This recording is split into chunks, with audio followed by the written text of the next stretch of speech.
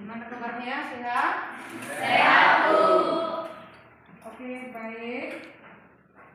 Di sini kita membahas mengenai bagaimana sebenarnya berbagai ancaman disintegrasi bangsa bagi negara Kesatuan Republik Indonesia berdasarkan Bhinneka Tunggal Ika. Oke, sebelum ke situ perlu kita menanamkan rasa nasionalisme agar kedepannya nasionalisme bagi peserta didik itu semakin meningkat. Oke, satu orang coba Chelsea pimpin dulu lagu ke depan.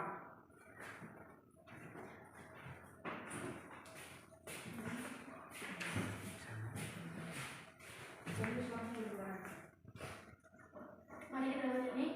Dari Sabang sampai Merauke, dua, ya. Dari Sabang sampai Merauke, berjajar pulau-pulau, sambung menyambung menjadi satu, itulah Indonesia tanah airku, aku berjanji padamu menjunjung tanah airku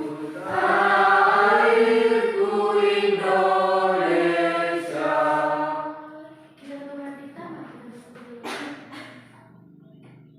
Bapa yang baik, Bapa yang berhati, kembalikan yang bersyukur Bapa untuk segala berkat-Mu, hingga kami dapat berkumpul di tempat ini untuk belajar Bapa. Bapa yang baik, sementara kami ingin memulai pelajaran kami Bapa, kiranya Roh Kudus mengalir antara kami Bapa, supaya kami dapat menilai pelajaran yang lebih berkati kami Bapa satu hari ini melalui anak Yesus Kristus. Kami berdoa dan mengucap syukur.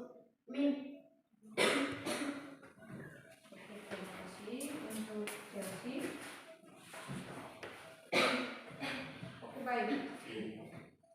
Di sini kita membahas mengenai ancaman terhadap integrasi negara dalam bingkai Bhinneka Tunggal Ika. Di sini kita membahas mengenai bagaimana sebenarnya ancaman terhadap integrasi negara di dalam bingkai Bhinneka Tunggal Ika. Sebelum memahami kita tentang bagaimana sebenarnya di dalam materi kita ini, alangkah baiknya kita memahami apa sih tujuan pembelajaran yang harus kita pahami dalam bab ini. Oke, kita lihat. Udah? Tujuan pembelajaran yang harus kita pahami. Ada beberapa item. Itu yang pertama. Udah? Setelah kita di dalam proses pembelajaran, peserta didik atau anak didik kami dapat memahami bagaimana sebenarnya di dalam pengembangan nilai-nilai terhadap bagaimana itu ancaman terhadap disintegrasi bangsa dalam konteks Bhinneka Tunggal Ika. Itu yang pertama. Terus yang kedua, di dalam proses pembelajarannya bagaimana sebenarnya kita memahami tentang ancaman-ancaman yang datang terhadap negara kita. Apa saja? Apakah dalam bidang ideologi, apakah dalam bidang politik, apakah dalam bidang ekonomi?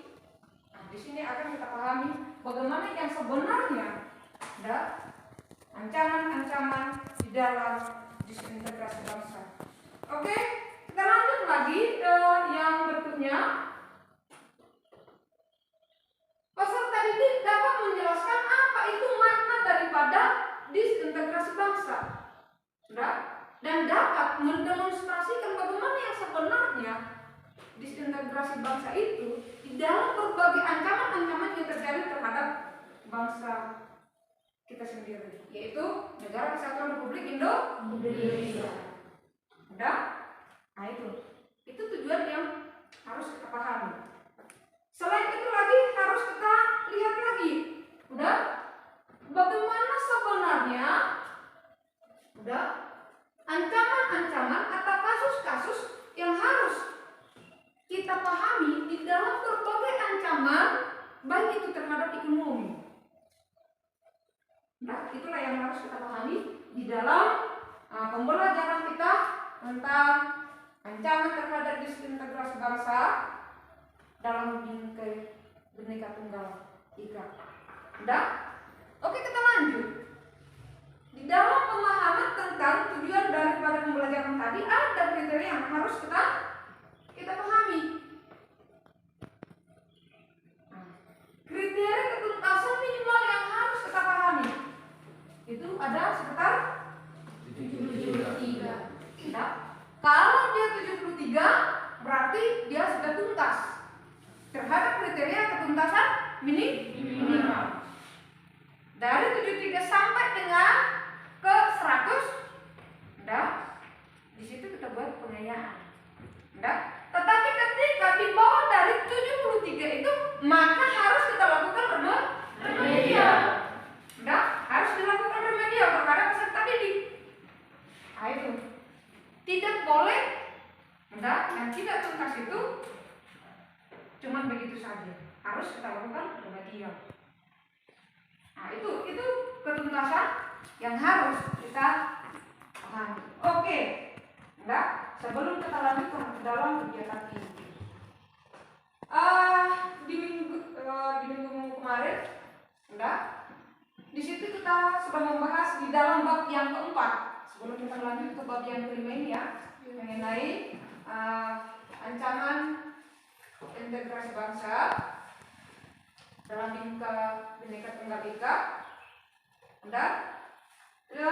Di bab yang keempat, di situ kita membahas mengenai apa yang kemarin?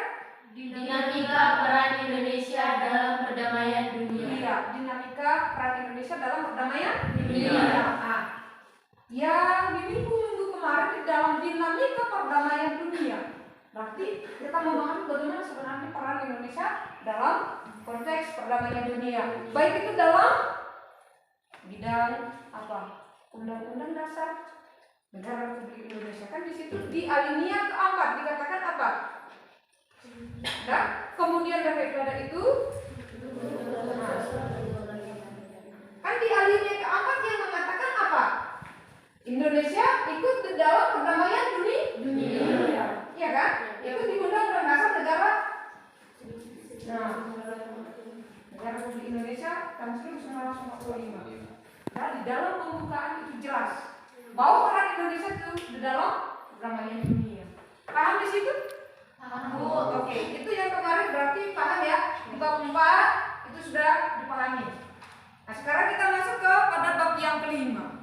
Sudah?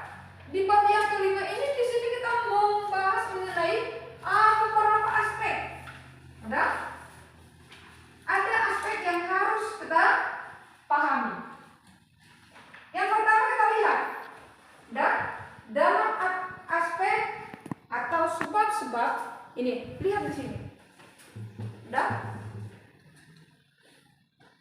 Lihat di sini. Yang pertama di situ apa? Sistem pertahanan. Ada lagi di sini apa? Nggak jelas apanya itu? Hah? Nggak jelas. Jelas.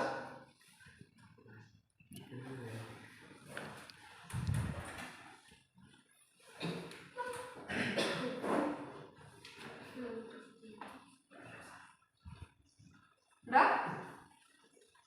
Ini kebudayaan. Ini masyarakat. Yang ini Ekonomi. demokrasi. Ideologi. Lalu Penduduk. inilah aspek yang harus kita pahami di dalam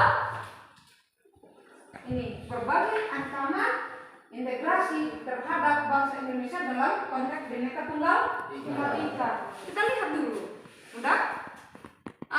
Dalam konteks yang kita pahami dalam bidang ekonomi. Yang paling gampang ya. Kita kan dalam konteks ini bidang ekonomi, kita lihat dulu. Udah? Contoh. Ada yang bawa handphone? Ada? Ada yang bawa handphone?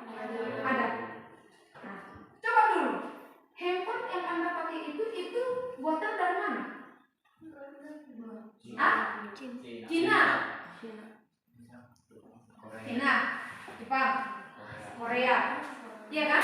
Iya. Coba dulu,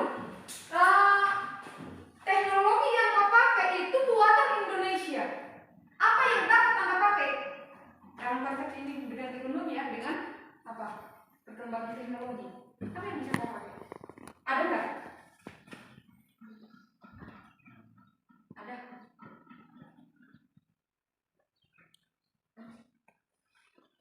Ada? Coba siapa dulu? Ini yang saya pakai ini bukan apa? Bukan buatan Indonesia. Ini lensanya enggak buatan Indonesia. Ini Jepang. Jepang punya. Udah? Kenapa? Kita lihat. Kalau contohnya kita lihat dalam konteks ya, baik itu dalam ekonomi, baik itu dalam perkembangan IT, udah banyak kita yang kurang meminati produk dalam negeri. Kita contoh untuk memakai apa? Produk dalam negeri. Karena apa itu? Satu, lebih berkualitas. Terus apa lagi? Harga lebih murah. Apa lagi? Desain produknya lebih menarik. Banyak lagi kan? Nah itu salah satu ini ya, contoh ya. Oke, kita lihat dulu. Udah? Yang di situ yang kita lihat ya, mengenai penduduk itu yang pertama kita bahas. Penduduk Indonesia berada di antara daerah berpenduduk padat di utara dan daerah berpenduduk jarang di selatan. Jumlah penduduk yang besar, pertumbuhan penduduk yang cepat. Yang ketiga, penyebaran penduduk yang tidak merata. Nah, salah satu contohnya apa? Penyebaran penduduk yang tidak merata. Contoh, udah? Penduduk Sumatera Utara lebih suka merantau ke Pulau Jawa, kan? Kalau sekarang berlomba untuk apa? Ke Kalimantan, IKN baru ya, iya kan? Pas itu, kan sekarang kan mau berlomba ke situ kan? Nah itu, makanya di sini penyebaran penduduk yang tidak merata, betul? Udah? Oke, banyaknya yang menikah di usia dini. Salah satu contohnya udah tahu kan? Udah? Udah enggak? Udah. Ada beberapa ya. Bisa katakan produktif ya. Ya? Nah itu. Kalau contohnya banyaknya menikah di usia dini secara otomatis, ini mempengaruhi juga ini. Udah? Oke. Kita lihat. Program KB tidak terlaksana dengan baik. Menurutnya angka kematian, banyaknya penduduk desa yang bertransmigrasi. Itu. Nah itu yang kita bahas di dalam ancaman baik itu terhadap yang kita bahas dalam segi penduduk. Kita lanjut. Nah, dalam segi ideologi. Nah, dari segi ideologi Pancasila, ideologi Indonesia terletak antara komunisme di utara dan liberalisme di selatan. Kita lihat, pergaulan bebas merupakan hal yang bisa bagi mereka. Narkoba dan miras sudah merupakan konsumsi yang wajar. Dan ancaman seperti ini lebih berbahaya daripada pemberontakan militer. Karena bangsa Indonesia tidak sadar kalau nilai-nilai Pancasila sudah hilang dari dalam diri mereka. Betul itu? Betul? Rasa nasionalisme bagi peserta didik, rasa nasionalisme bagi generasi muda itu sudah menurun. Secara khusus yang kita lihat ini salah satu contohnya tadi mengenai apa? Ada di sini narkoba kan? Ada. Miras ada. Nah, coba kalian lihat banyaknya generasi muda pada saat sekarang yang apa? Dengan begitu senangnya mengkonsumsi narkotika, ya kan? Mengkonsumsi apa? Ganja kan? Ketika dia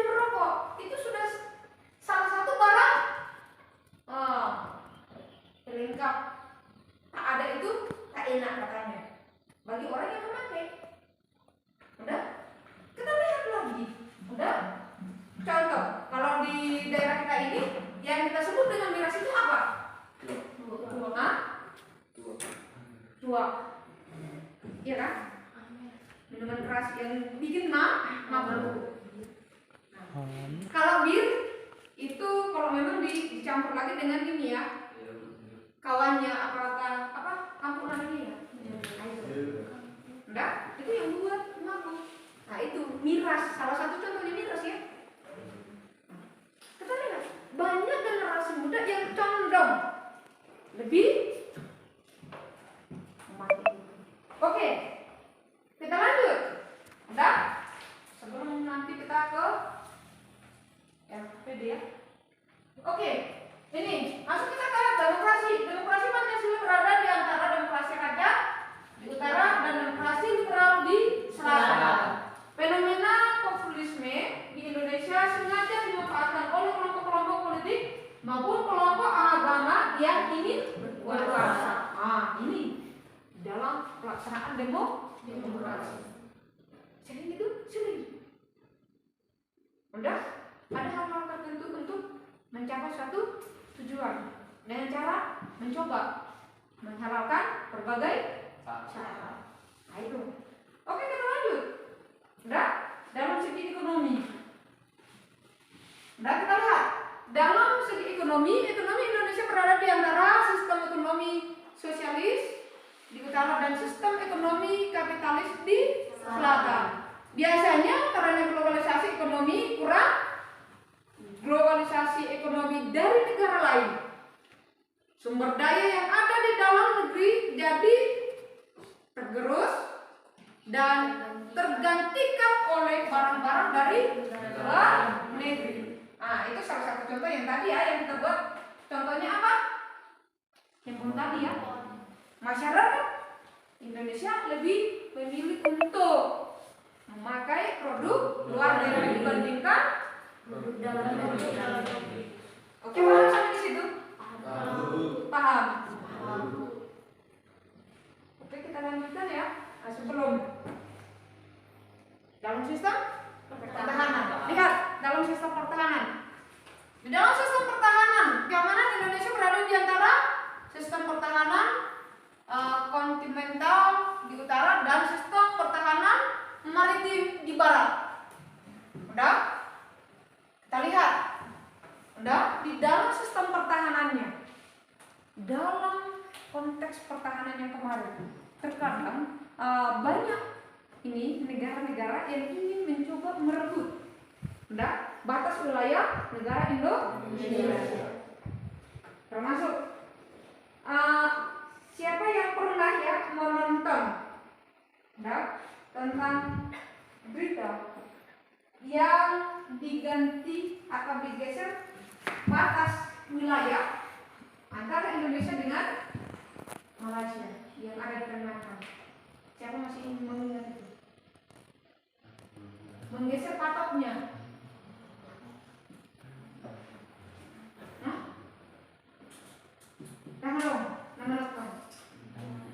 Sinetronnya apa? Sinetron. Korban sinetron ya? Iya kan? Nah itu mengenai ini sistem pertahanan. Termasuk juga mengenai apa? Bagian militer. Pertahanan keamanan bagi bangsa Indonesia itu kekuatan daripada militer. Oke, sampai di sini paham? Paham. Ada pertanyaan? Ada pertanyaan? Jelas semuanya? Hah? Jelas? Oke. Ini sebentar ya. Biar langsung nanti. Di sini ada yang saya buat. Ini tolong diisi. Ini LKPD pribadi. Diisi di ini, enggak? Buat namanya. Di sini ada pertanyaan 2. Enggak? Oke, sekarang ini kerjakan LKPD-nya.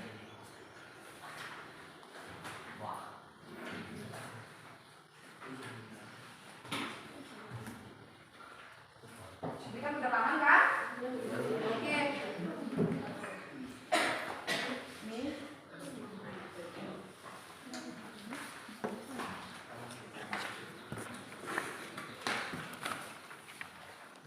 Udah?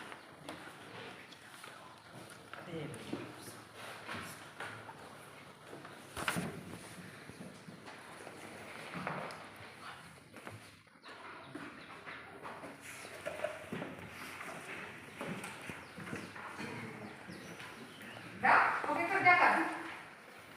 Sebelum nanti langsung kita bagikan untuk kelompok.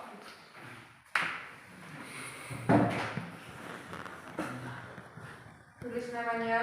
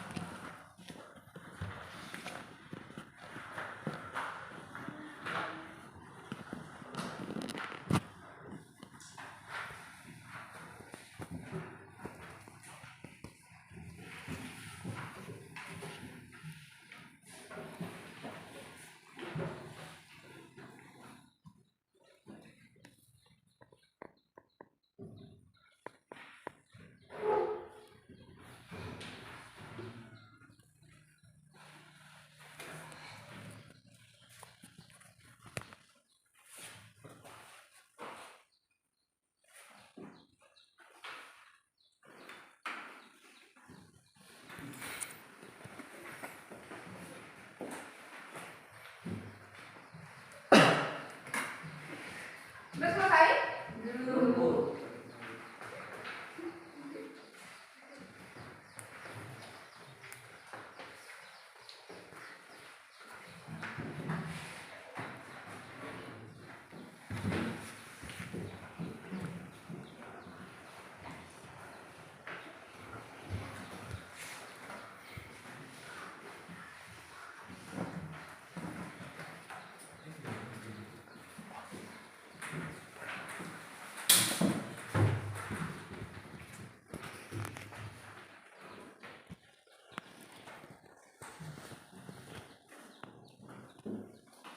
Udah?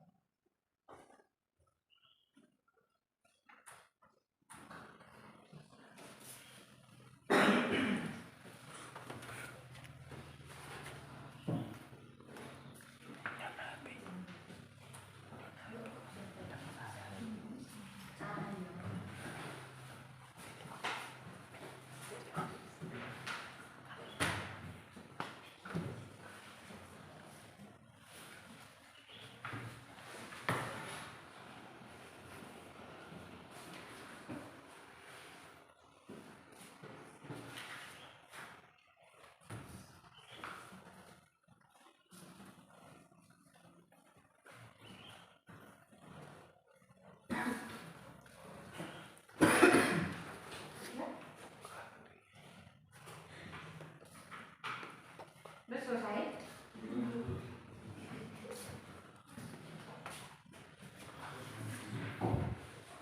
Ini tulisnya di sini. Kayaknya siapa ini? Ya. Hah? Apa?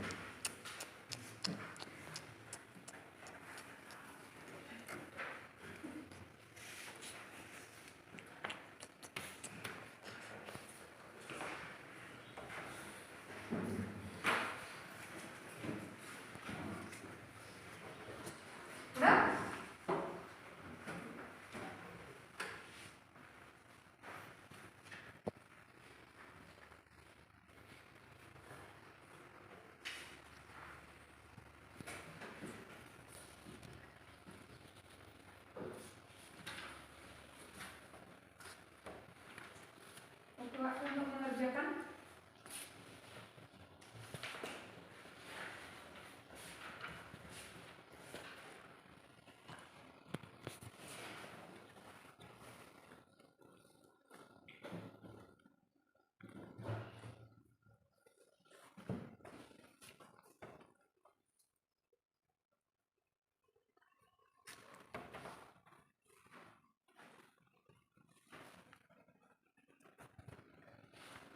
Ya waktunya 2 menit lagi ya. Ya Bu.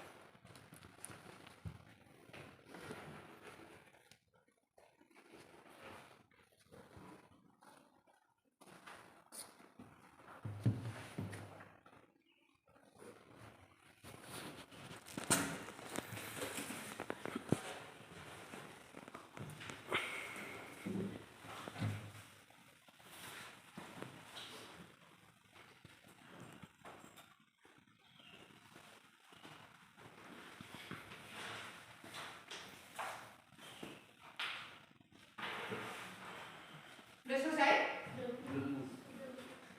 Udah. Sebagian?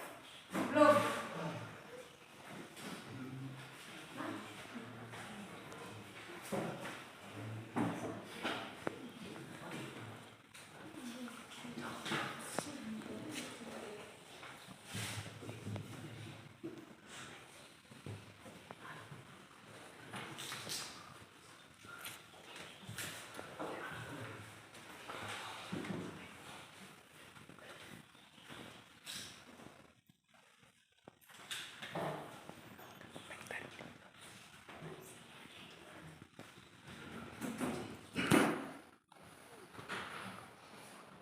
Oke.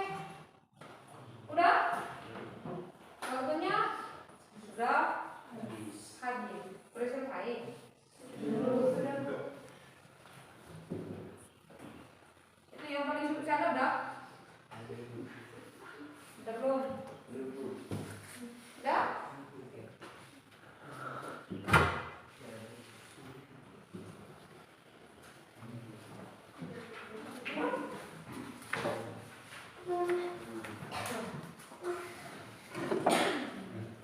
Oke.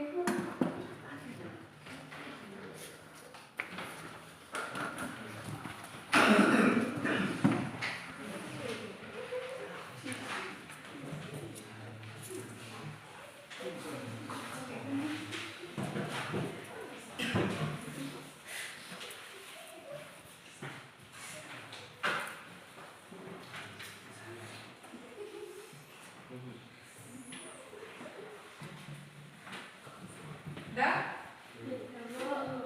Oke, di sini yang saya lihat dulu.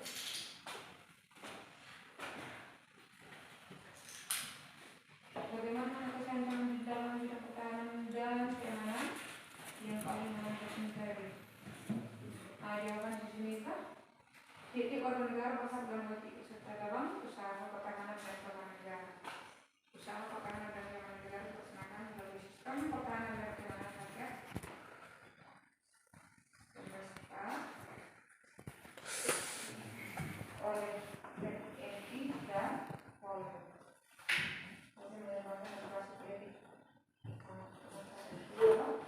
Oke, bagus. Jawaban si Sudi.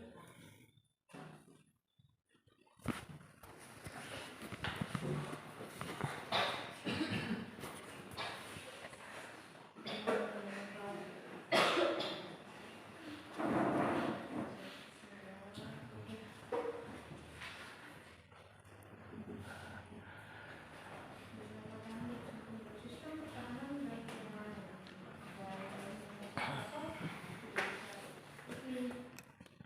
Dari oke, dari yang saya periksa ini beberapa Ini jawaban dari LKPD Anda. Saya harap apa yang kita terangkan tadi Anda sudah dapat memahami. Sudah? Oke. Biar kita lanjut. Sudah itu jawab LKPD pribadi tadi atau mandiri sudah jelas. Anda dapat memahaminya. Oke. Langsung kita bagi kelompok ya. Ya, Bu. Ya? Ya, Bu. Berarti 1, 2, 3, 4. Kelompok. Gabung ke sini. Tetap juga. Oke.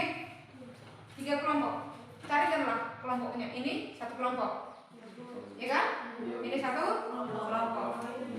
Itu digabung. Ini 1 kelompok yang mana nih? Ya, Bu. Oh 5. Oke, maju. Sini. Udah? Ini kelompok 1, 2, dan 3. Udah? Udah? Bentuk kelompoknya. Cuma diputar doang, putar doang. Putar doang. Aja tetap bentuk itu, cuma memutar. Oke?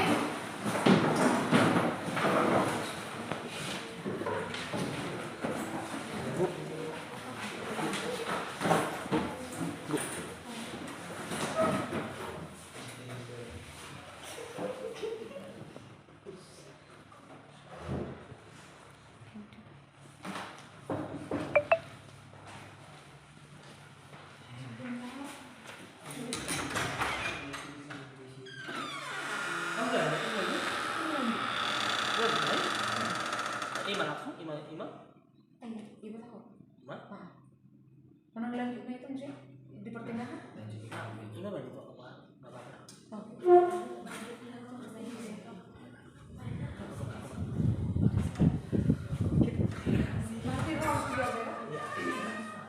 Oh loh.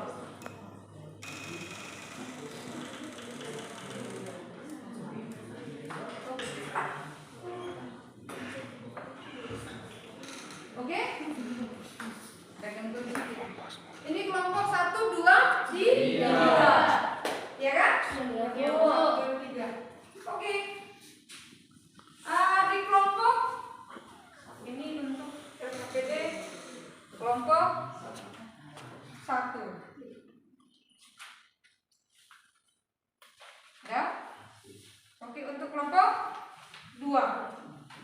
Ya kan? Ya, Bu. Ini untuk LKPD-nya nah. Nah, untuk kelompok 3.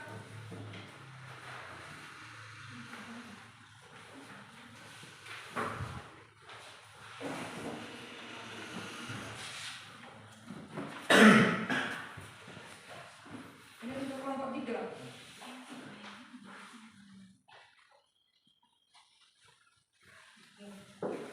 Udah?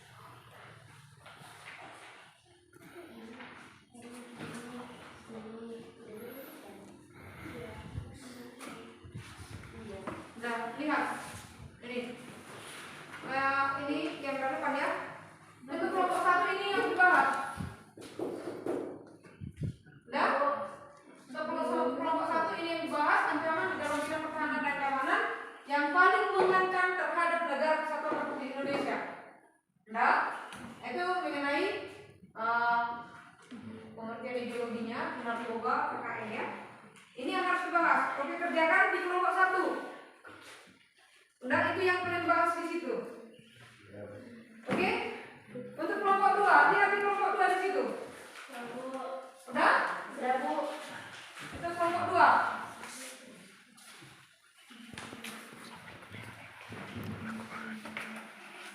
Udah? Lihat bagaimana strategi mengatasi ancaman dalam bidang ideologi dan politik. Oke, untuk kelompok 3, menelaah tentang ancaman integrasi bangsa Indonesia, baik itu ancaman dalam bidang ideologi, politik, pertahanan, keamanan, dan ekonomi. Nah, oke. Sekarang kerjakan berdasarkan kelompok masing-masing. Itu tadi apa saja yang harus kalian bahas itu udah saya buat dalam tulis dan itu tolong dikerjakan. Secepatnya saya kasih waktunya 10 menit. Udah, kita mulai dari sekarang untuk kerjakan.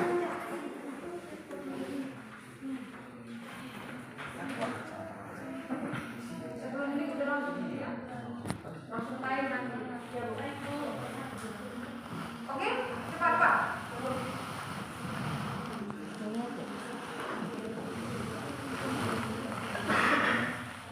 Yang mengerjakan bukan?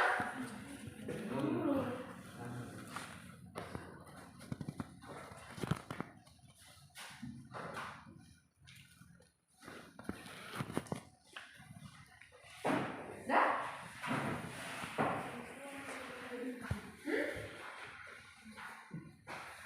Itu dari ini, tugas kelompoknya itu. Mana yang belum paham?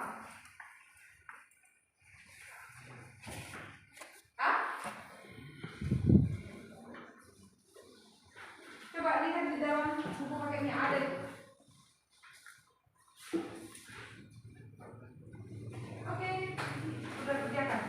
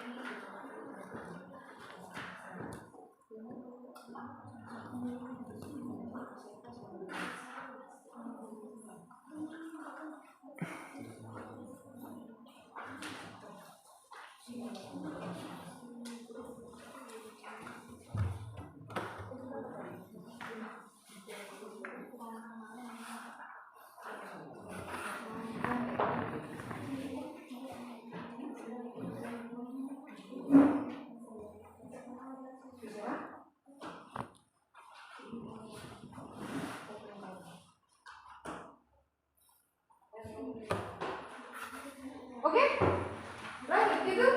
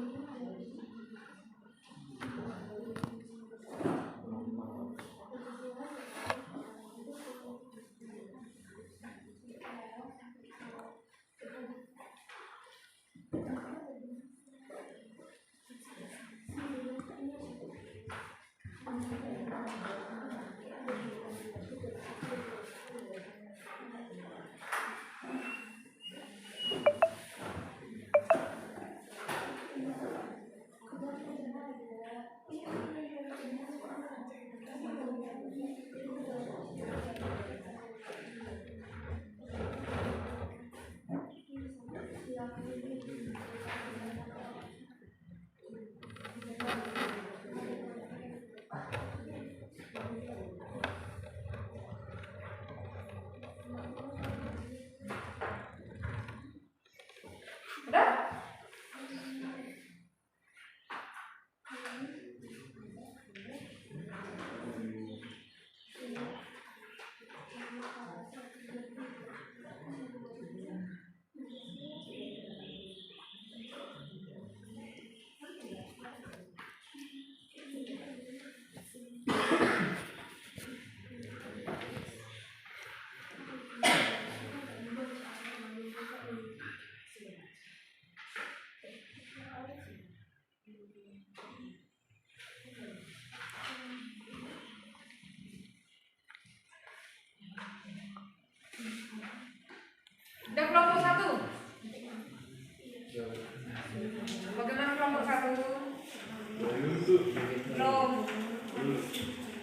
kelompok 2. Udah.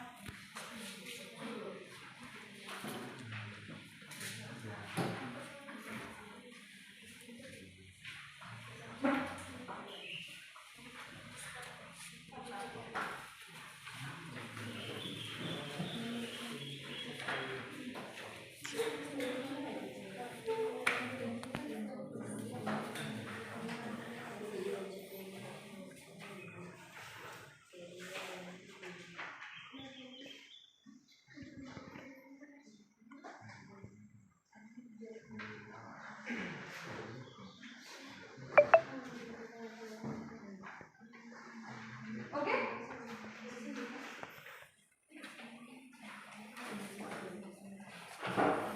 Kita acak nanti. Sistem acak atau dua? Acak.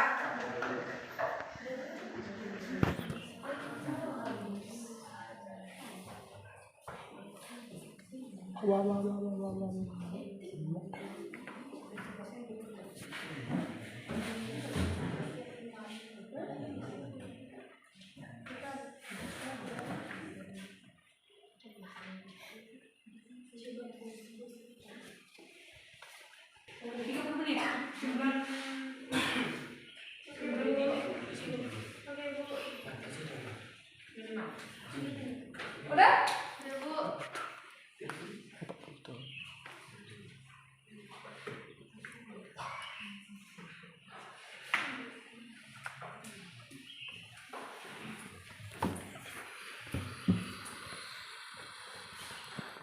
Kelompok 1. Siap? 2. Siap? Kelompok 3. Siap? Hah?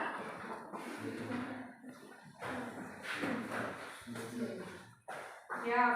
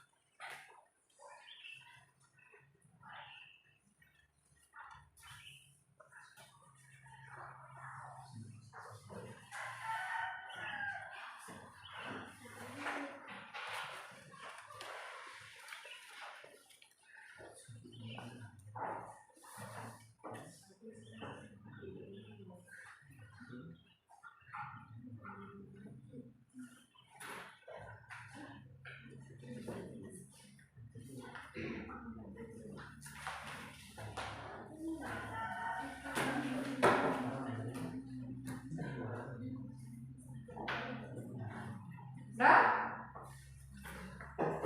Oke.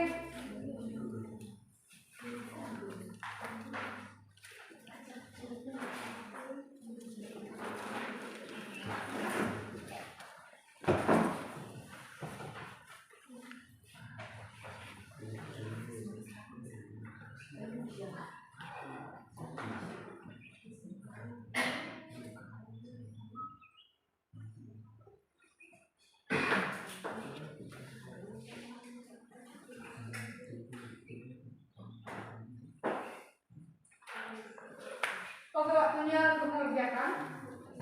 Tinggal 2 menit lagi. Dan segera selesaikan. Ibu.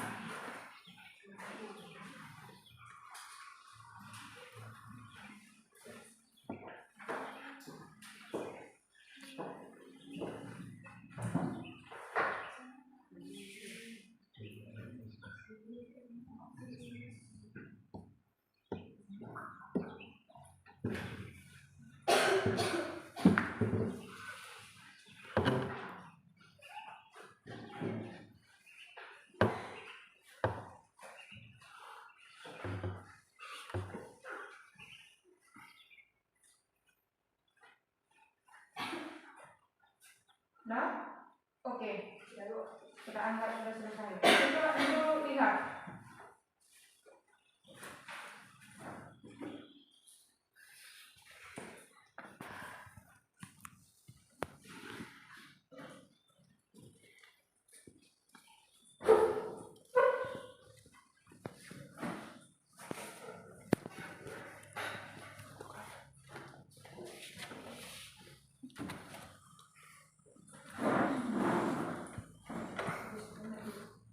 Sebentar.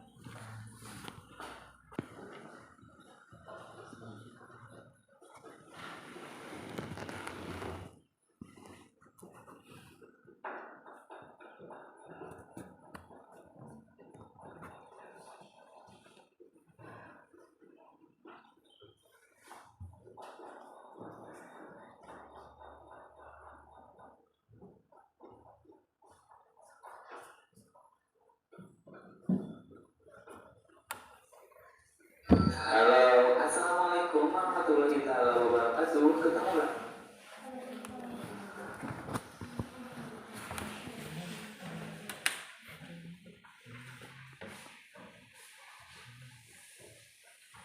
Di channel kita itu, untuk hari ini kita akan belajar bareng lagi mata pelajaran PPKN kelas 11 bab 5.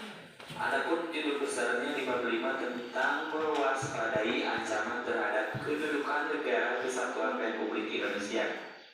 Adapun subbab pembahasannya yaitu tentang bagian A, menelaah ancaman terhadap integrasi nasional. Oke, seperti biasa bagi teman-teman jangan lupa tekan tombol subscribe-nya, like, juga komen dan share kepada teman-teman kelas yang lainnya supaya kita bisa mendapat manfaat yang lebih banyak lagi.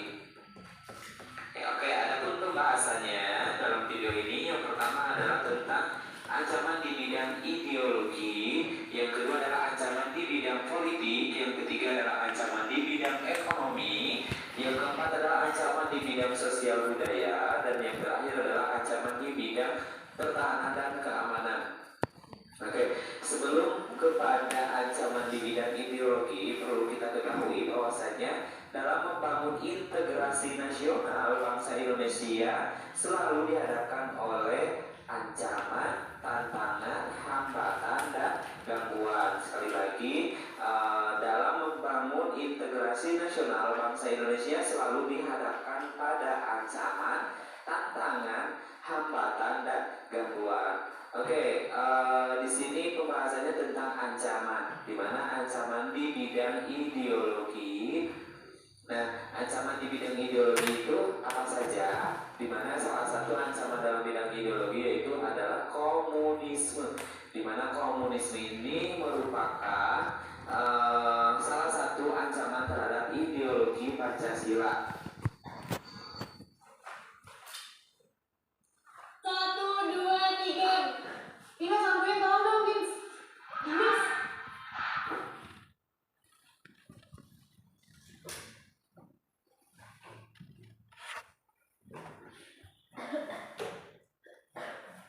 Meskipun Indonesia telah menolak dengan tegas paham komunis, akan tetapi apabila ancaman tersebut tidak segera diatasi, bukan tidak mungkin komunisme akan kembali berkembang pesat di Indonesia. Lalu selain ancaman komunisme, apa saja ancaman di bidang ideologi? Yaitu saat ini kehidupan masyarakat Indonesia cenderung mengarah pada kehidupan liberal yang menekankan pada aspek kehidupan individual, ya. Nah, apa yang dimaksud dengan liberal? Di mana liberalisme itu adalah tentang kebebasan, ya. Nah, selanjutnya adalah globalisasi meyakinkan bahwa masyarakat Indonesia bahwa paham liberalisme dapat membawa ke arah kemajuan dan kemakmuran. Akan tetapi ada dampak negatif dari liberalisme itu, misalnya gaya hidup yang mewah, pergaulan bebas, dan seterusnya, gitu ya. Jadi ada dampak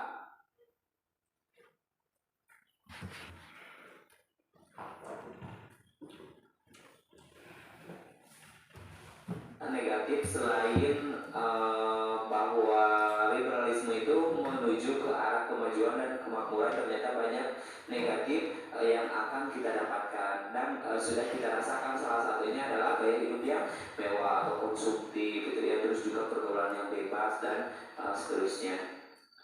Yang kedua adalah ancaman di bidang politik. Nah, ancaman di bidang politik apa saja? Nah, ancaman di bidang politik itu dapat dibagi menjadi dua, yaitu ancaman berasal dari luar negeri dan juga ancaman dari dalam negeri. Di mana ancaman dari luar negeri yaitu salah satunya melakukan tekanan politik terhadap Indonesia. Di mana tekanan tersebut itu salah satu contohnya adalah intimidasi. Nah, yang dimaksud dengan intimidasi yaitu tindakan menakut-nakuti, terutama untuk memaksa orang atau pihak lain berbuat sesuatu. Nah, intimidasi ini yaitu berupa gerakan atau juga berupa ancaman. Terus juga yang kedua yaitu dalam melakukan tekanan terhadap Indonesia itu melalui provokasi. Nah, maksud dari provokasi itu yaitu perbuatan untuk membangkitkan kemarahan atau tindakan menghasut atau juga disebut juga dengan pancingan. Sedangkan yang ketiga blokade, di mana yang dimaksud dengan blokade itu adalah pengepungan atau penutupan suatu daerah atau negara sehingga orang atau barang, kapal dan sebagainya tidak dapat keluar masuk dengan bebas. Nah, itu merupakan bentuk ancaman non militer berdimensi politik yang seringkali digunakan oleh pihak-pihak lain atau negara lain untuk menekan negara lain, seperti itu. Yang kedua, ancaman di bidang politik berasal dari dalam negeri. Yang pertama adalah penggunaan kekuatan dalam bentuk pengerahan massa untuk menumbangkan pemerintahan yang berkuasa. Yang kedua adalah menggalang kekuatan politik untuk melemahkan kekuasaan pemerintahan. Yang ketiga adalah ancaman separatisme, merupakan bentuk lain dari ancaman politik yang timbul dari dalam negeri. Nah, contoh kasus yang bernuansa politik yang berpotensi melumpuhkan integrasi nasional seperti kerusuhan yang disebabkan ketidakpuasan terhadap hasil pilkada. Yang ketiga adalah ancaman di bidang ekonomi. Nah, ancaman di bidang ekonomi salah satunya adalah dengan adanya globalisasi perekonomian, di suatu pihak akan membuka peluang pasar produk dari dalam negeri ke pasar internasional secara kompetitif, terus juga sebaliknya juga membuka peluang masuknya produk-produk global ke dalam pasar domestik. Nah, ada dampak pengaruh negatif globalisasi ekonomi yang dapat menjadi ancaman kedaulatan negara, di mana yang pertama adalah dibanjiri oleh barang-barang dari luar yang mengakibatkan terdesaknya barang-barang lokal, terutama yang barang tradisional gitu ya. Jadi barang tradisional mulai luntur atau mulai tergeser oleh barang-barang yang datangnya dari luar. Terus juga yang kedua adalah cepat atau lambat perekonomian akan dikuasai oleh negara lain. Kenapa cepat atau lambat akan dikuasai oleh negara lain? Karena banyaknya orang asing yang menanam modal di negara kita. Yang ketiga adalah kesenjangan sosial yang tajam. Yang keempat adalah sektor ekonomi rakyat yang diberikan subsidi semakin berkurang, operasi sulit berkembang, tenaga kerja yang padat karya semakin ditinggalkan, sehingga angka pengangguran dan kemiskinan sulit dikendalikan. Yang kelima adalah memperburuk prospek pertumbuhan ekonomi jangka panjang. Nah, yang keempat, ancaman di bidang sosial budaya. Nah, ancaman di bidang sosial budaya dari dalam negeri. Nah, yang pertama adalah isu-isu kemiskinan, kebodohan, keterbelakangan, dan ketidakadilan. Itu merupakan sebuah ancaman dalam bidang sosial budaya. Itu juga isu tersebut menjadi titik pangkal timbulnya permasalahan seperti separatisme, terorisme. Oke, udah. Nah, itu saja tadi untuk kita lihat videonya. Oke. Selama kajian ini, aku banyak menggunakan Grammarly untuk menulis personal statement yang nanti akan. Udah, tugas kelompoknya. Bagaimana? Udah? Udah, Bu. Bisa kita ambil? Bisa, Bu. Oke. Ini 3 kelompok.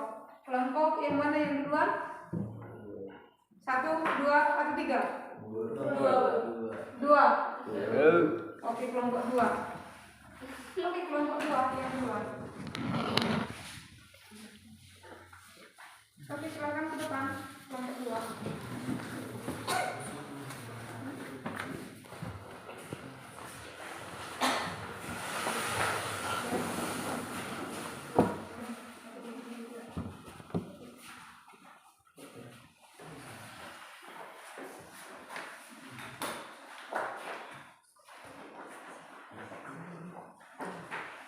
Ya? Oke.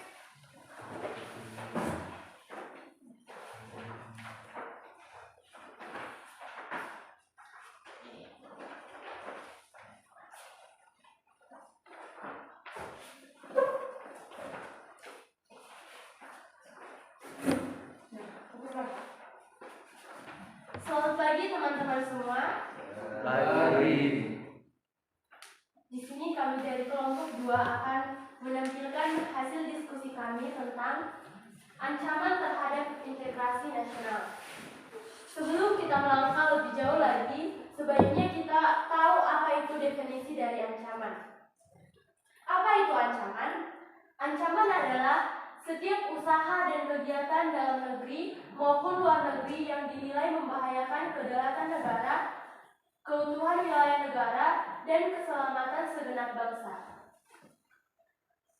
Ancaman terhadap integrasi nasional ada dalam berbagai bidang. Ada dalam 5 bidang, yaitu ancaman ideologi, ancaman pertahanan dan keamanan, ancaman politik, ancaman sosial dan budaya, dan juga ancaman ekonomi. Selanjutnya akan dijelaskan oleh teman saya, Sunita. Nilai-nilai Pancasila dalam contoh sehari-hari. Yang pertama, nilai ketuhanan. Pancasila atau sila pertama, ketuhanan yang Maha Esa, mengandung nilai ketuhanan, dikutip dari seperti diikuti dari pendidikan kewarganegaraan, kecakapan berbangsa dan bernegara. Perwujudan nilai sila pertama Pancasila di antara lain meyakini adanya Tuhan yang Maha Esa dengan sifat-sifatnya yang maha sempurna, bertakwa terhadap Tuhan yang Maha Esa dengan cara menjalankan semua perintahnya sekaligus menjauhi segala larangannya, saling menghormati dan menoleransi antar pemeluk agama yang berbeda-beda, menjaga kebebasan bersama, menjalankan ibadah sesuai dengan agama dan kepercayaan masing-masing. 2. Nilai kemanusiaan. Kemanusiaan yang adil dan beradab mengandung nilai kemanusiaan, yakni bangsa Indonesia diakui dan diperlakukan sesuai harkat dan martabat yang sebagai makhluk ciptaan Tuhan yang sama derajat, hak dan kewajibannya tanpa membeda-bedakan berdasarkan agama, suku, ras, ataupun keturunannya. Contoh penerapan nilai kemanusiaan Pancasila yaitu mengakui adanya harkat dan martabat manusia, mengakui keberadaan manusia sebagai makhluk yang paling mulia diciptakan Tuhan, menjunjung tinggi nilai kemanusiaan dan berlaku adil terhadap sesama manusia, tenggang rasa dan tidak semena-mena terhadap orang lain. 3. Nilai persatuan. Persatuan Indonesia adalah kebulatan utuh dari berbagai aspek kehidupan, baik dari ideologi, politik, sosial, budaya, dan pertahanan keamanan yang terwujud dalam satu wadah bernama Indonesia. Nilai kesatuan dalam sila ketiga Pancasila dapat diwujudkan sehari-hari lewat sikap dan perilaku menetapkan persatuan, kesatuan, keselamatan bangsa di negara di atas kepentingan pribadi. Nilai kerakyatan. Nilai Pancasila yang keempat adalah nilai kerakyatan, dengan manusia Indonesia memiliki kedudukan, hak dan kewajiban yang sebagai warga masyarakat dan warga negara. 5. Nilai keadilan. Keadilan merupakan salah satu tujuan NKRI sebagai negara hukum. Untuk mencapainya nilai keadilan pada sila kelima Pancasila perlu diterapkan dalam kehidupan sehari-hari. Contohnya, berlaku adil pada semua orang sesuai hak dan kewajiban, menghormati hak-hak orang lain, merawat keseimbangan hak dan kewajiban diri sendiri. Baik, saya akan melanjutkan. Pancasila sebagai pandangan hidup bangsa mengandung makna bahwa semua aktivitas kehidupan bangsa Indonesia sehari-hari harus sesuai dengan Pancasila. Adapun fungsi Pancasila sebagai pandangan hidup adalah: pertama, Pancasila dijadikan petunjuk untuk menyelesaikan berbagai permasalahan yang terjadi di masyarakat, baik itu permasalahan yang terjadi di Indonesia atau bahkan di masyarakat dunia. Kedua, Pancasila bisa menjadi cara untuk menyelesaikan persoalan budaya, sosial, ekonomi, dan politik agar negara kita semakin maju. Ketiga, warga negara Indonesia jadi memiliki acuan untuk membangun dirinya berdasarkan apa yang menjadi cita-cita bangsa. Keempat, Pancasila sebagai pandangan hidup bisa mempersatukan masyarakat yang memiliki latar belakang yang berbeda-beda. Pancasila harus dijadikan sebagai pandangan hidup oleh seluruh warga negara Indonesia.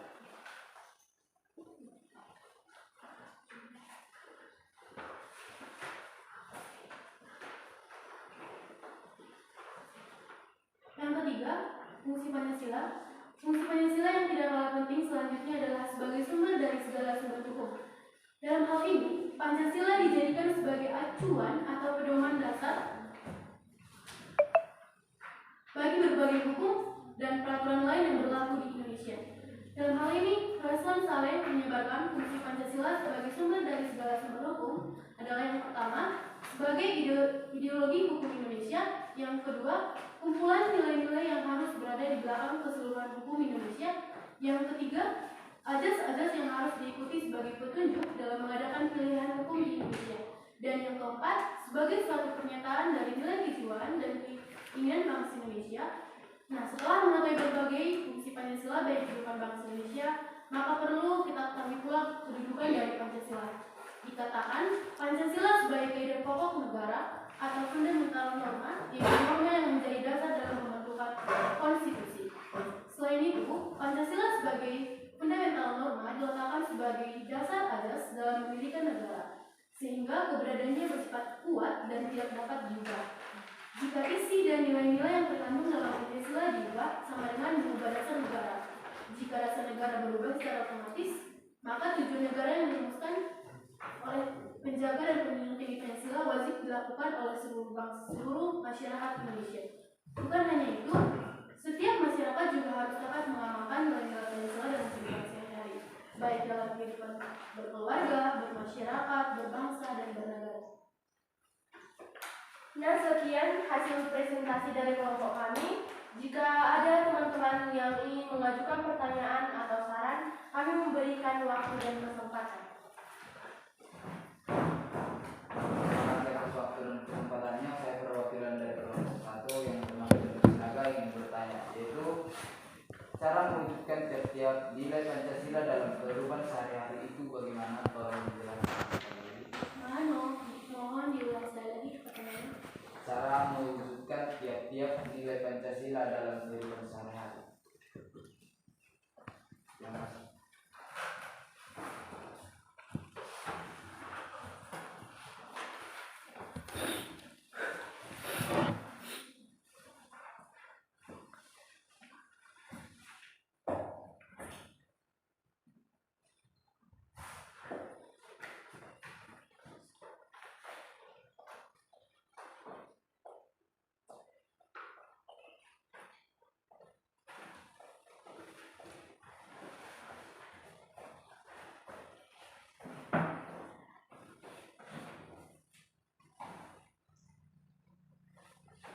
Nah, baik, di sini saya akan menjawab pertanyaan yang diberikan oleh rekan kami. Cara mewujudkan nilai sila-sila Pancasila dalam kehidupan sehari-hari yaitu saling menghormati dan menoleransi antar pemeluk agama yang berbeda, menjaga kebebasan bersama menjalankan ibadah, mengakui adanya harkat dan martabat manusia, mengakui keberadaan manusia sebagai makhluk yang paling mulia, menjunjung tinggi nilai kemanusiaan, memiliki rasa tenggang rasa yang tinggi, dan tidak semena-mena terhadap orang lain. Bagaimana, Joris? Atas jawaban yang diberikan oleh rekan kami, saya perwakilan dari kelompok 1 cukup puas dengan jawabannya. Oke, berikan aplaus untuk Joris dan oke, ada lagi? Kami dari kelompok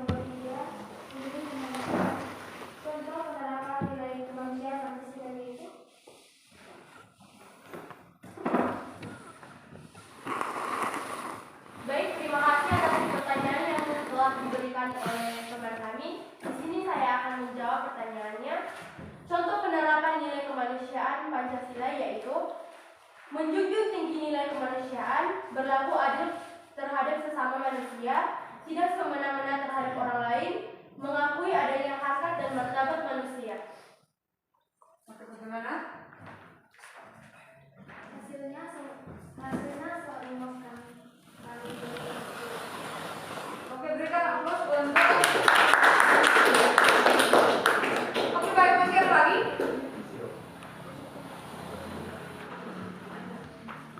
Jika tidak ada lagi yang ingin memberikan saran atau pertanyaan, kami akan menutup presentasi kami pada hari ini. Jika ada kesalahan tutur pemaparan atau tutur kata, mohon dimaafkan. Sekian dan terima kasih. Oke, berikan aplaus untuk kelompok 2. Oke, terima kasih untuk kelompok 2. Oke. Udah? Yang maju lagi presentasi nomor berapa? Oke, kelompok 1 silakan. Nanti yang terakhir kelompok 3. Oke.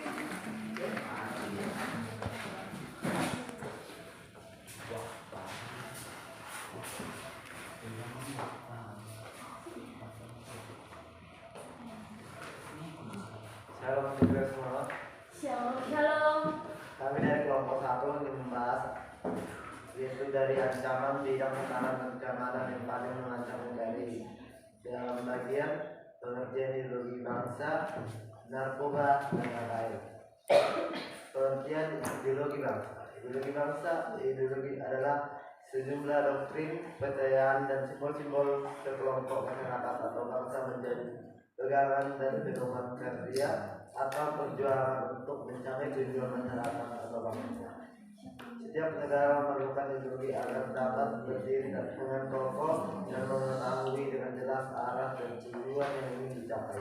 Ideologi adalah gagasan yang disusun secara sistematis yang diyakini kebenarannya untuk mewujudkan dalam kehidupan sebagai upaya pemersatu bangsa dan segala suku, budaya, bahasa, dan agama. Indonesia meletakkan Pancasila sebagai ideologi negara. Ideologi Pancasila bertujuan untuk membentuk masyarakat yang adil dan makmur dalam kehidupan material dan spiritual di dalam wadah negara kesatuan Republik Indonesia. Istilah ideologi dicetuskan oleh Antoine Desnudera pada tahun 1836 saat revolusi Prancis sebagai upaya untuk mendefinisikan sains tentang ide. Secara bahasa, ideologi adalah pengungkapan atau pengukaran terhadap suatu yang terus dalam pikiran.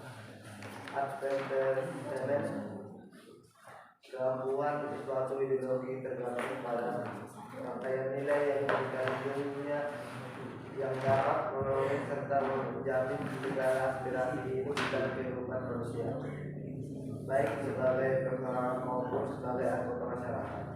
Pengertian ideologi adalah sejumlah doktrin, kepercayaan, dan simbol-simbol sekelompok masyarakat atau bangsa menjadi pegangan dan pedoman karya atau perjuangan untuk mencapai tujuan masyarakat atau bangsa. Definisi ini bersumber dari Rupianto dalam Pancasila ideologi.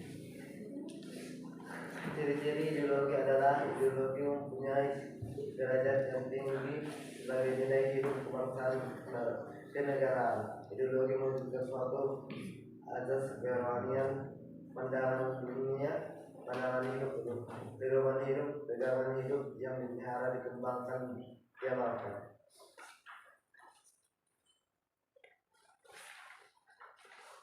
Contoh ideologi dapat dipahami dalam penjelasan berikut. 1. Liberalisme adalah ideologi yang berdasarkan diri pada kebebasan individu.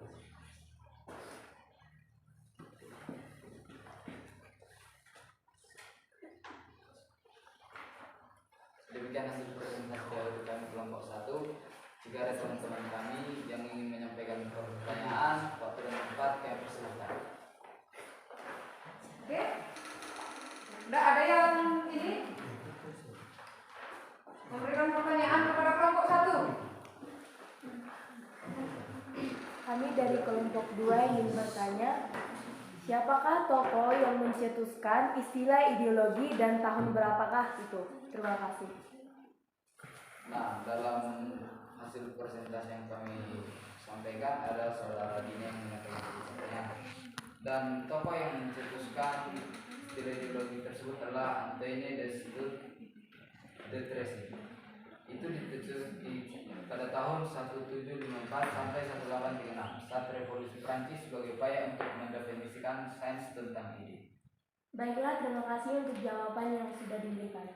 Kami dari kelompok 2 merasa puas atas jawaban Anda. Terima kasih. Oke, berikan aplaus untuk Oke, ada lagi pertanyaan ke kelompok 1? Masih ada lagi?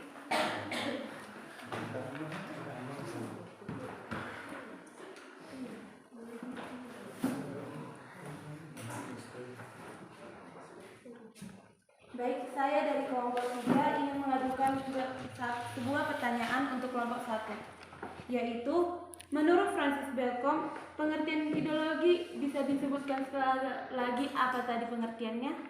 Nah, pengertian ideologi menurut Francis Bacon yaitu pengertian ideologi adalah sintesa pemikiran mendasar dari suatu konsep ideologi. Baik, saya dari kelompok 3 mengucapkan terima kasih atas jawaban yang Anda berikan. Terima kasih. Oke, berikan aplaus untuk Oke, masih ada lagi? Pas, Bu. Oke, terima kasih untuk kelompok 1 yang persentase. Oke, kita lanjutkan dengan kelompok yang terakhir. Udah, kelompok 3 yang persentase. Oke, silahkan.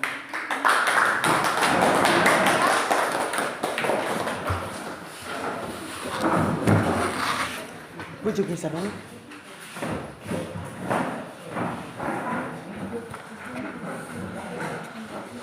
Iya.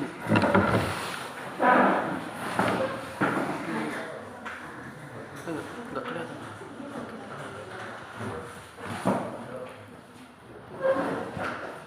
Dah, lanjut.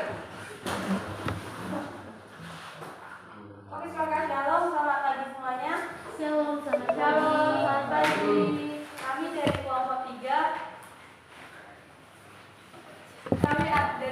3 akan menjelaskan presentasikan hasil dari penelitian kami.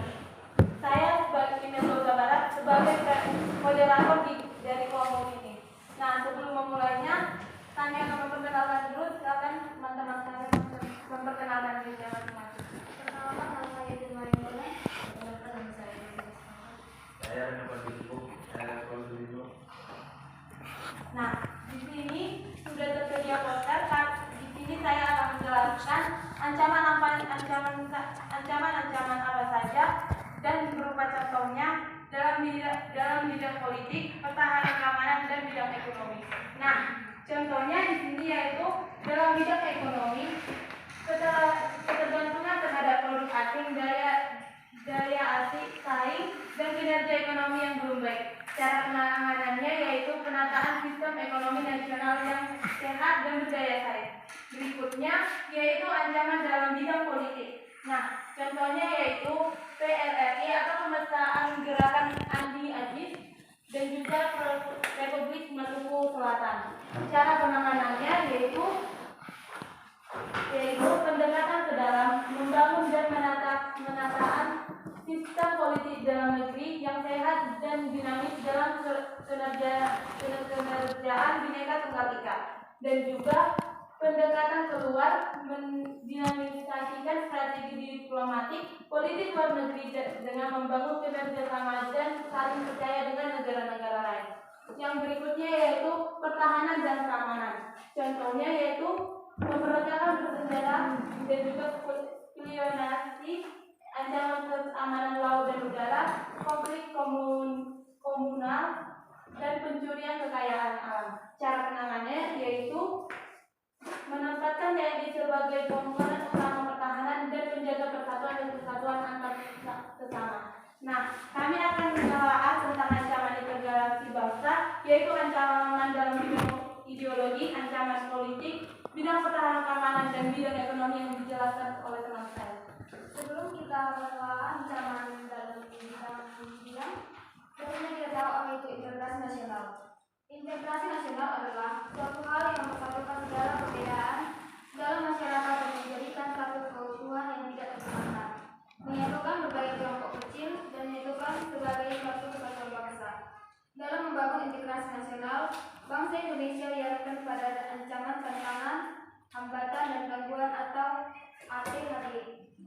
Ancaman bagi integrasi nasional datang dari dalam maupun dari luar Indonesia di berbagai bidang kehidupan. Berikut ancaman terhadap integrasi nasional di berbagai bidang. 1. Ancaman di bidang ideologi. Salah satu ancaman terhadap ideologi Pancasila yang dianut bangsa Indonesia adalah liberalisme. Saat ini kehidupan masyarakat Indonesia cenderung mengarah kepada kehidupan liberal yang menekankan aspek kebebasan individu.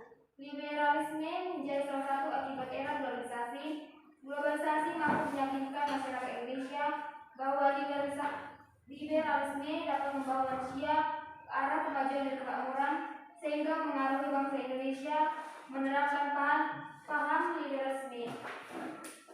Apabila tidak diatasi, hal tersebut akan mengikis nilai moral dan kepribadian bangsa yang sesuai dengan nilai Pancasila sebagai ideologi bangsa.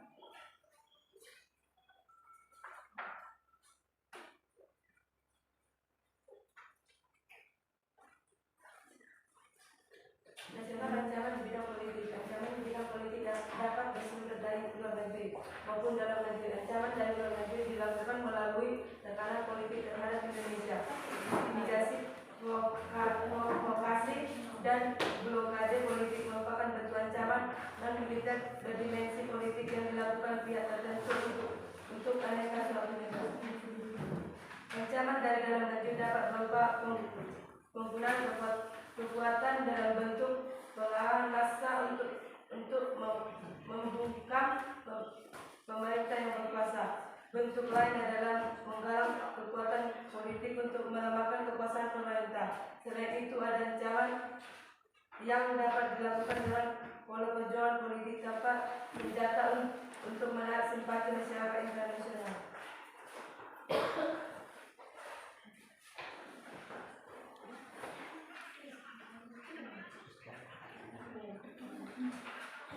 Baik, kami di sini akan membuka sesi tanya jawab, bukan sesi curhat. Silakan bertanya, tidak usah panjang lebar.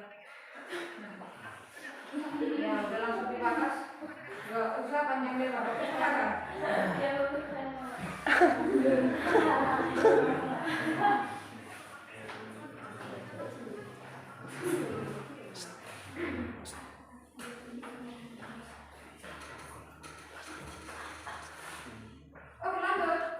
Ada pertanyaan? Oke.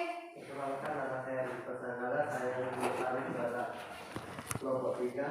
Apa itu definisi integrasi nasional dan apa saja hal yang perlu untuk membangun integrasi nasional? Definisi daripada integrasi nasional. Terus Apa saja yang dibutuhkan? apa saja hal yang dibutuhkan. Oke, silakan. Itu dari pertanyaan Syarifah. Bisa diulangi sekali lagi pertanyaannya yang kedua. Apa saja hal yang perlu untuk membangun integrasi nasional? Hal untuk membangun integrasi nasional. Oke, silakan.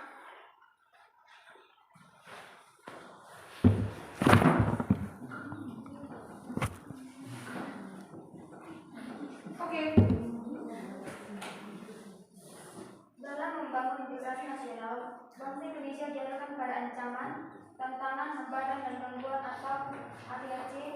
Ancaman bagi integrasi nasional datang dari dalam maupun dari luar Indonesia di berbagai bidang kehidupan.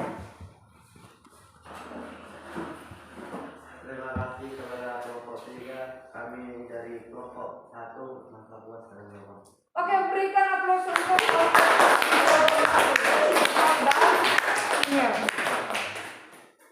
Oke, silakan. Ada lagi? Pas, Bu. Pas? Pas, Oke. Karena pas. Baik, sekian dari presentasi dari kelompok 3. Mohon maaf jika ada kekurangan karena kesempurnaan hanya dari Tuhan, kesalahan dari setan, dan kita semua di sini hanya sebagai korban. Sekian, terima kasih.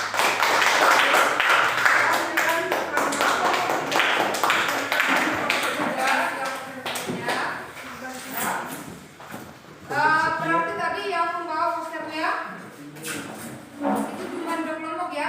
Iya, Kelompok satu tadi tidak membawa poster. Oke, nggak apa-apa. Dan oke, itu saja yang kita pahami. Oke, dari hasil presentasi yang kita buat, yang sudah kita laksanakan. Dari ancaman terhadap negara kesatuan Republik Indonesia, kita mewaspadai terhadap ancamannya.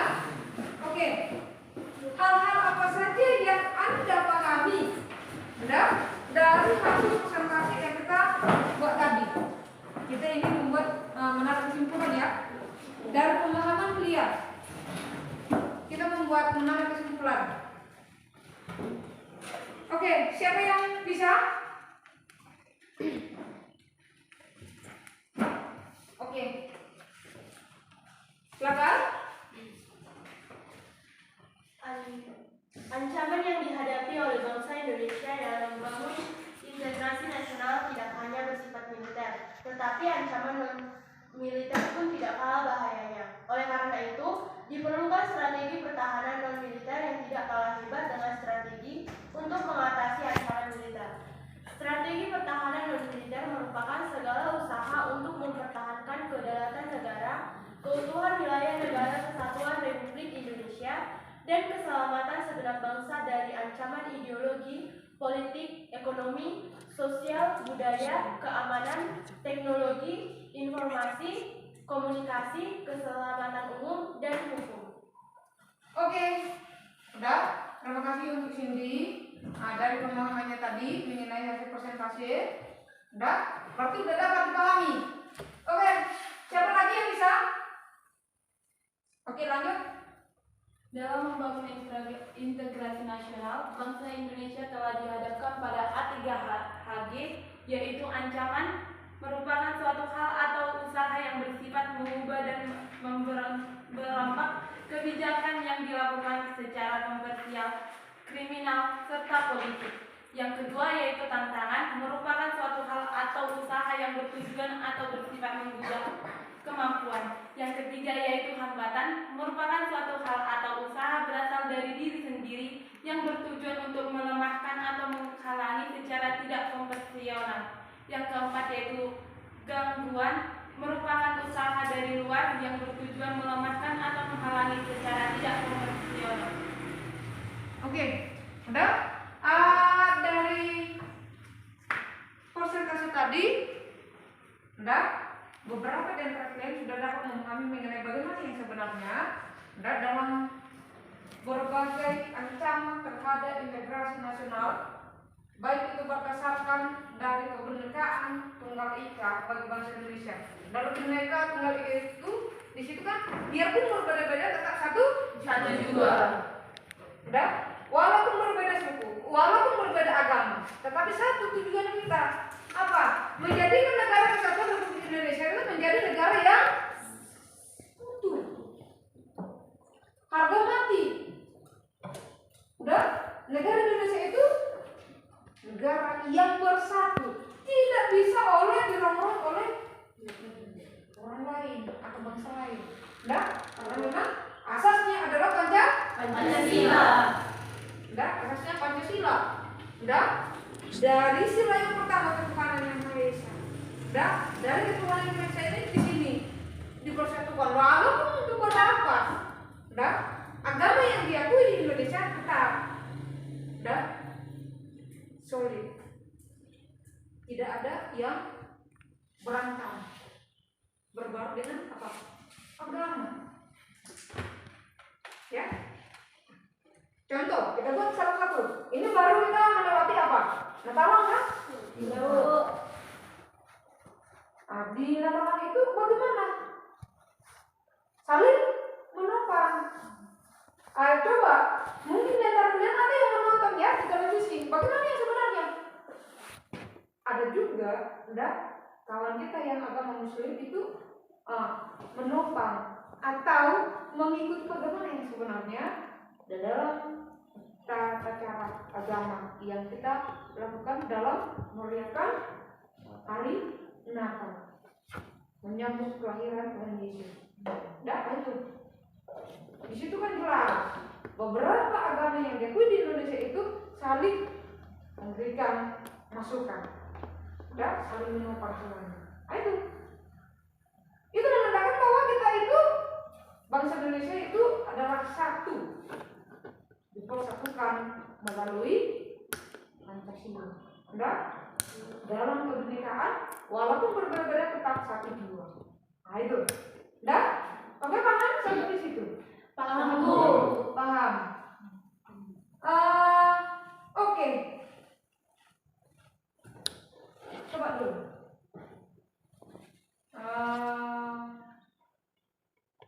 Saya tanya dulu pada begini. Bagaimana pelaksanaan pembelajaran kita hari ini? Apakah menarik? Menarik. Enggak? Pembelajaran kita pada hari ini menarik. Enggak? Kita lihat, termasuk juga di dalam pemberian apus tadi terhadap peserta didik yang memberikan persentase ke depan. Terima kasih. Ke depan, mudah-mudahan anak didik kami lebih bersemangat lagi dan mampu untuk bersaing dengan orang-orang yang di luar sana. Ya? Oke. Tadi ada yang lupa. Yang lupanya di mana? Absensi. Iya. Di absensi karena memang kita terlalu semangat. Udah? Iya. Tadi kan terlalu semangat kita makanya lupa absensi. Oke. Walaupun sebentar lagi mau di penghujung, nggak apa-apa ya. Oke, saya panggil dulu namanya. Chelsea. Hadir, Bu.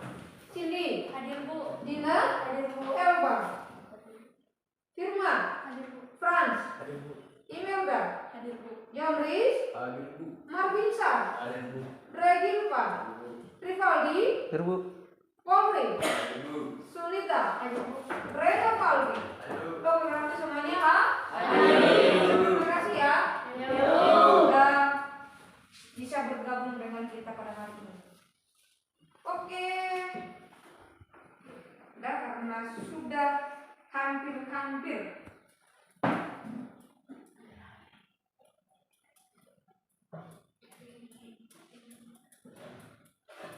Oke, yang pertama. Udah? Kita lihat dulu. Menurut kalian, apa yang dapat kalian lakukan ke depannya? Setelah kita melakukan presentasi atau membahas pembahasan pada hari ini.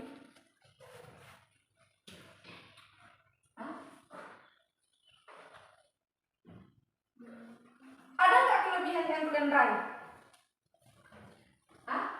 Oke, satu orang, coba, silakan. Oke. Menanamkan nilai Pancasila dalam kehidupan sehari-hari, Ya. menjadikan Pancasila sebagai nilai-nilai yang hidup dalam masyarakat, dan menjadikan Pancasila sebagai dasar dan pedoman dalam penyelenggaraan negara, serta dalam kehidupan berbangsa dan bernegara, dan peningkatan ke dalam nilai-nilai Pancasila. Oke. Terima kasih, bagus sekali. Terima kasih. Ya, ayo. Apa yang kita raih, apa yang kita dapatkan, itu tadi. Jelas ya?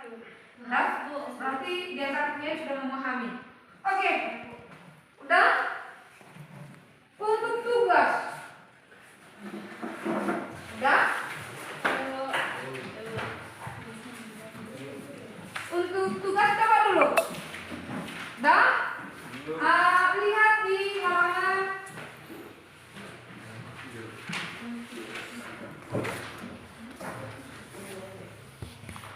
coba di halaman 151. Udah? Untuk minggu depan. Di halaman 151. Oke. Udah? Biar kita tutup. Demikianlah pertemuan kita untuk kali ini. Sekian dan terima kasih. Apabila ada yang menurut yang tadi kurang enak, ya, dan ke depan kita perbaiki lagi. Oke, ya Bu, untuk menutup, sudah slogan tutup menutup.